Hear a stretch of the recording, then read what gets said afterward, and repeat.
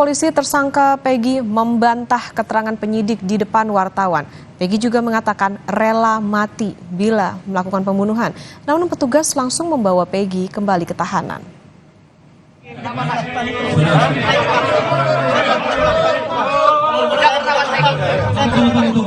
Agar tertib, makanya kan. Saya rela mati. Tunggu sabar. Kenapa ganti identitas? Tidak. Kenapa ganti Robi namanya? Tahu panggilan saya itu. Silakan.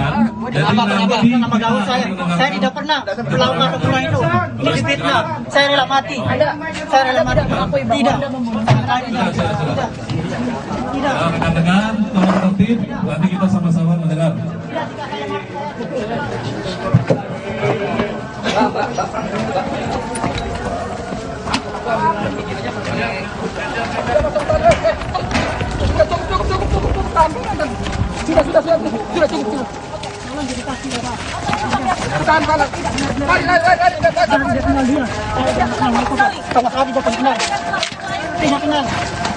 Mereka hanya teman Pak.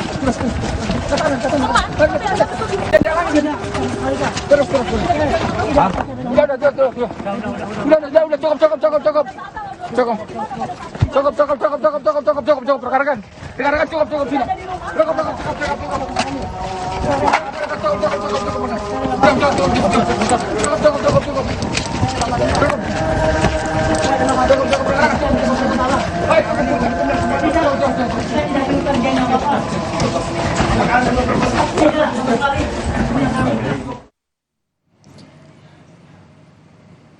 Itu tadi saudara pernyataan sedikit dari Peggy Setiawan setelah dirinya tadi ditampilkan begitu dalam konferensi pers yang dilakukan oleh pihak Polda Jabar.